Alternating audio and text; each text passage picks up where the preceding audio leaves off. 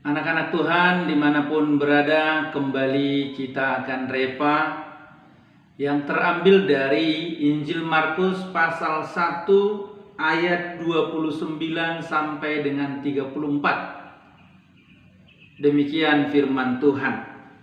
Sekeluarnya dari rumah ibadat itu, Yesus dengan Yakobus dan Yohanes pergi ke rumah Simon dan Andreas. Ibu mertua Simon terbaring karena sakit demam. Mereka segera memberitahukan keadaannya kepada Yesus. Ia pergi ke tempat perempuan itu dan sambil memegang tangannya, ia membangunkan dia, lalu lenyaplah demamnya. Kemudian perempuan itu melayani mereka. Menjelang malam sesudah matahari terbenam, dibawalah kepada Yesus semua orang yang menderita sakit dan yang kerasukan setan. Maka berkerumunlah semua penduduk kota itu di depan pintu. Ia menyembuhkan banyak orang yang menderita bermacam-macam penyakit dan mengusir banyak setan. Ia tidak memperbolehkan setan-setan itu berbicara, sebab mereka mengenal Dia. Anak Tuhan dimanapun berada, kita tahu ketika Yesus ada di bait suci, maka nyatalah bahwa otoritas Allah ada di dalam Yesus, atau otoritas Allah bekerja atas Yesus, sehingga menjadi penampilan yang berbeda yang dapat dilihat orang ketika Yesus berbicara di bait suci dibandingkan dengan ahli Taurat. Maka dalam kesempatan ini juga yang menjadi tema dalam repa bagi kita adalah Yesus hadir. Setelah Yesus selesai memberi pengajaran di bait suci, dia pergi ke rumah Simon dan Andreas bersama dengan Yakobus dan Yohanes. Ternyata didapati bahwa ibu mertua daripada Simon sedang sakit demam. Berdasarkan nats ini, sehubungan dengan tema Yesus hadir, kita akan belajar tentang 3 hal. Poin pertama atau hal pertama yang dapat kita pelajari adalah Yesus hadir itu tanda hadirnya kerajaan Allah. Yesus hadir di dunia, tanda hadirnya kerajaan Allah di dunia. Yesus hadir di bait suci, tanda hadirnya Allah di bait suci. Yesus hadir di rumah daripada Simon Petrus, tanda hadirnya kerajaan Allah. Kalau kerajaan Allah hadir, berarti kuasa Allah juga dinyatakan di sana. Hadirnya Yesus itu berbicara tentang keseluruhan daripada kerajaan surga itu juga dinyatakan di sana. Tempat itu menjadi tempat kemuliaan Allah. Sebab Allah adalah Allah yang maha mulia. Allah adalah yang maha besar, maha suci, maha kudus. Ketika Yesus hadir di sana, maka sesungguhnya tempat itu juga menjadi layak untuk Allah yang maha suci, Allah yang maha mulia, maha kudus. Jadi hadirnya Yesus itu hadirnya kerajaan Allah dengan segala hal surgawi juga hadir di sana.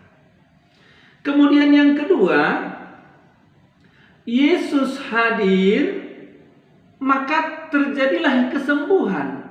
Akan ada kesembuhan khusus bagi orang yang menerima Yesus, orang yang di dalam hidupnya Yesus hadir, maka orang itu akan mengalami kesembuhan. Hadirnya Yesus di rumah Simon Petrus membawa kesembuhan bagi ibu mertua Simon Petrus. Bukan saja bagi ibu mertua Simon Petrus. Kalau kita baca pada ayat 32 dan nanti 34 dikatakan, menjelang malam setelah matahari terbit, Orang-orang di kota itu membawa orang-orang sakitnya kepada Yesus. Membawa orang-orang sakitnya ke rumah Simon. Bahkan pada ayat 34 dikatakan, Yesus menyembuhkan segala penyakit. Menyembuhkan orang-orang yang sakit dengan segala macam penyakit yang datang ke sana. Yesus hadir akan ada kesembuhan secara jasmani. Sakit yang dibawa ke sana itu pertama adalah sakit secara jasmani. Seperti ibu mertua Simon Petrus yang demam, ini berhubungan dengan jasmani. Ada juga sakit-sakit yang lain, barangkali ada tumor, barangkali ada juga yang lumpuh, barangkali ada juga yang saraf terjepit, dan lain sebagainya. Itu berbicara tentang sakit jasmani, dan hadirnya Yesus membawa kesembuhan bagi segala sakit jasmani. Kemudian bukan saja sakit jasmani, tetapi juga sakit rohani. Sakit rohani itu berbicara tentang putusnya hubungan kita dengan Allah. Putusnya komunikasi kita dengan Allah. Kita tidak berdamai dengan Allah. Maka ketika Yesus hadir, hubungan kita dengan Allah dipulihkan. Komunikasi kita dengan Allah akhirnya berjalan. Kita layak memanggil Allah. Kita layak berseru kepada Allah. Kita punya hubungan yang baik dengan Allah. Punya komunikasi yang dapat tersambung dengan Allah. Hadirnya Yesus membuat itu bisa terjadi. Yang ketiga, Yesus hadir bukan saja ada kesembuhan, tetapi ada kelepasan. Kalau kita baca ayat 32-34 dikatakan menjelang malam setelah matahari terbit, bukan saja orang yang sakit dengan segala macam penyakit yang dibawa kepada Yesus, tetapi orang-orang yang kerasukan setan pun dibawa kepada Yesus. Dan hadirnya Yesus di sana membuat orang-orang yang kerasukan setan itu dilepaskan daripada kuasa setan. Dilepaskan, dibebaskan dari belenggu-belenggu setan. Dibebaskan dari penjara-penjara kuasa kegelapan. Hadirnya Yesus memungkinkan semua itu terjadi. Yesus hadir dan terjadilah kelepasan. Maka dari kebenaran firman Tuhan ini, setiap anak-anak Tuhan harus sadar bahwa kehadiran Yesus dalam dunia dan kehadiran Yesus dalam kehidupan setiap orang yang percaya, itu hadirnya kerajaan Allah. Dan itu akan membawa kesembuhan secara jasmani maupun rohani bagi orang yang menerima Yesus.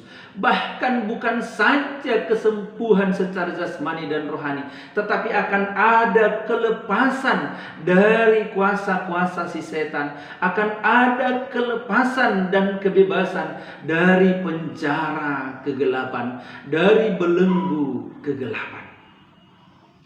Sebagai anak-anak Tuhan, hal ini terjadi bagi kita yang percaya kepada Yesus Kristus. Ini bukan saja menjadi pengetahuan bagi kita, tetapi ini juga harus diketahui oleh semua orang dan harus kita beritakan supaya lebih banyak lagi orang akhirnya mengalami Yesus. Amin. Kita berdoa. Tuhan Yesus, terima kasih atas kesempatan kami belajar akan kebenaran firman-Mu. Repa hari ini memberitahu kepada kami tentang berkat sukacita yang hadir ketika Yesus hadir bukan saja di dunia tapi dalam hidup kami. Terima kasih Bapa. Kami bersyukur atas semuanya. Di dalam dan demi nama Yesus kami berdoa. Haleluya. Amin.